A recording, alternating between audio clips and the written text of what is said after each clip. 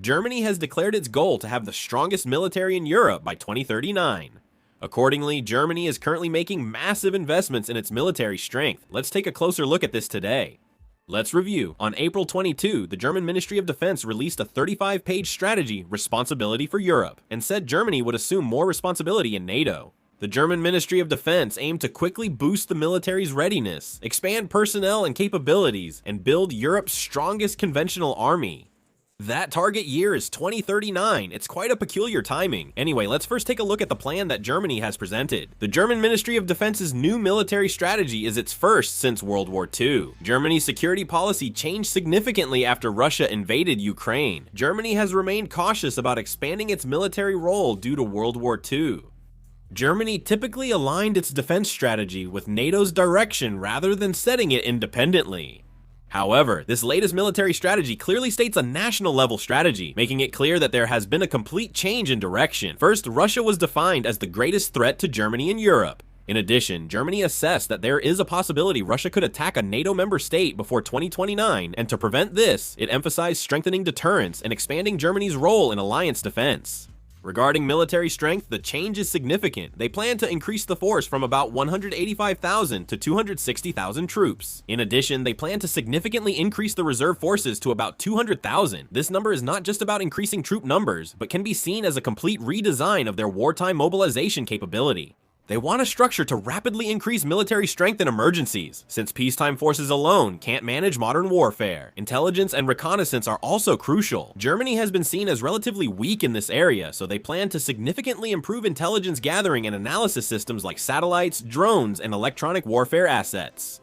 Because as the nature of war is changing rapidly, the ability to see first and make decisions first is crucial. In addition, they are also strengthening long-range precision strike capabilities.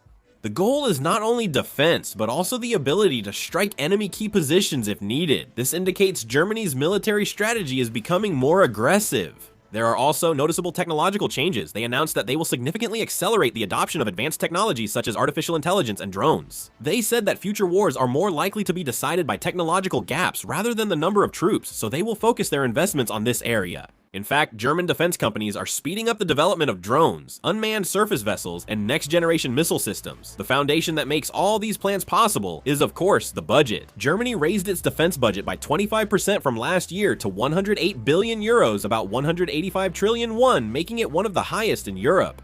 What's more important is that they've changed the financial structure itself. In 2025, they amended the constitution so that there are no restrictions on the defense budget. This means they can inject as much additional funding as needed.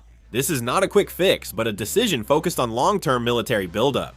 Right now, Germany is completely rebuilding its military power by simultaneously boosting all elements: personnel, technology, industry, and budget. Germany's military buildup will take place in 3 phases over the next 10 years. The first phase is until 2029, focusing on maximizing readiness for immediate combat and sustained operational capability. The second phase will run until 2035, expanding military capabilities in all areas to meet NATO goals. The third phase runs until 2039, aiming to create an advanced military using innovative technologies and future capabilities. And by 2039, the goal is to become a leading nation in Europe based on strong military power. The most crucial aspect to look at in Germany's military strategy right now is the changes in the United States. In this document, Germany still assessed the United States as an essential presence both politically and militarily. They acknowledged the United States remains NATO's core, but noted an important shift. The US strategic focus is no longer Europe. It has already changed direction. Their focus is moving to Western countries and the Indo-Pacific, directing more resources to contain China, intervene in the Middle East, and uphold maritime dominance. This means the United States will inevitably reduce its defense commitment to Europe in the future, leading Germany to a cold, rational conclusion. The central idea of this strategy is the recognition that Europe must now defend itself. The focus has completely shifted from relying on NATO to building up Europe's own military capabilities. Here, it's important to consider what position Germany sees itself in. Germany is the largest economy in Europe, with the top industrial base, technological capability, and financial resources on the continent. If Germany gains military power, it will naturally become central. Thus, Germany says it should take more responsibility in NATO, which is a clear declaration of its leadership intentions. Furthermore, Germany says it will not just provide support, but will build a military capable of conducting independent operations. This part is extremely important. Until now, the German military has often acted only as part of NATO operations. The United States led the structure, with Germany participating. But now, the situation is changing. They are making plans based on the assumption that the United States might withdraw. In other words, they want to have the capability to conduct war even without American support. If this strategy happens, Europe's security structure will change, with NATO shifting from US-centered to Europe-centered, Germany at its core. This is a change that goes beyond military issues and affects the political order as well. If Germany comes to dominate militarily, it's highly likely that the decision-making structure within Europe will also be reorganized around Germany. The repeated focus on Europe's self-reliance in this strategy signals the start of a new order, and we are already seeing these changes happen.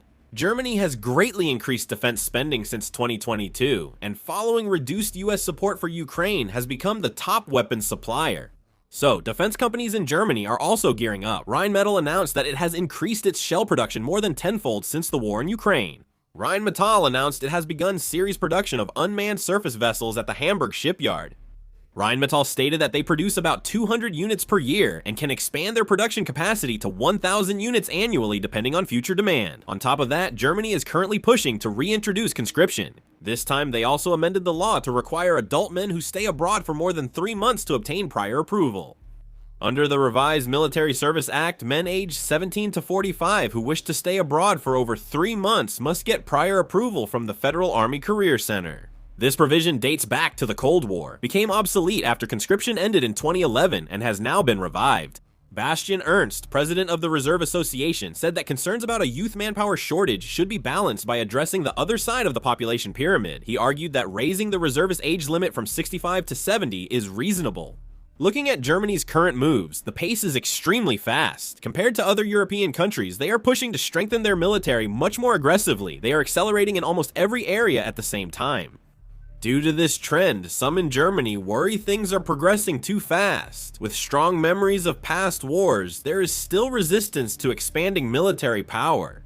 This backlash is even stronger among the younger generation. Recently, protests against the reform of the conscription system and the possibility of reinstating the draft have taken place across Germany, with tens of thousands of people taking to the streets. They're strongly asking, why return to the military? And are especially worried about limits on staying abroad. Measures such as mandatory physical examinations are being perceived as infringements on individual freedom, which is fueling the backlash. Some young people are even preparing to refuse military service altogether, and are trying to undermine the system itself. Despite this, the German government's stance is very firm. Their logic is that this is not a matter of choice, but a matter of survival. With the military threat from Russia becoming a reality and the possibility of reduced US involvement in Europe growing, they believe that strengthening military power is unavoidable. So even though they are aware of the significant political burden, they are pushing the policy forward. In fact, they have even amended the Constitution to lift restrictions on the defense budget and are continuously working to improve systems for securing military personnel. This situation is likely to lead to even greater conflict in the future, as the expansion of military power for national security reasons is coming into direct conflict with a social atmosphere that values individual freedom. In particular, as the backlash from the younger generation grows, the political burden will inevitably increase. Nevertheless, the fact that the government is not slowing down shows that Germany is now willing to endure internal conflict in order to become a military powerhouse. So if Germany strengthens its military again and stands at the center of Europe, will Europe really become safer?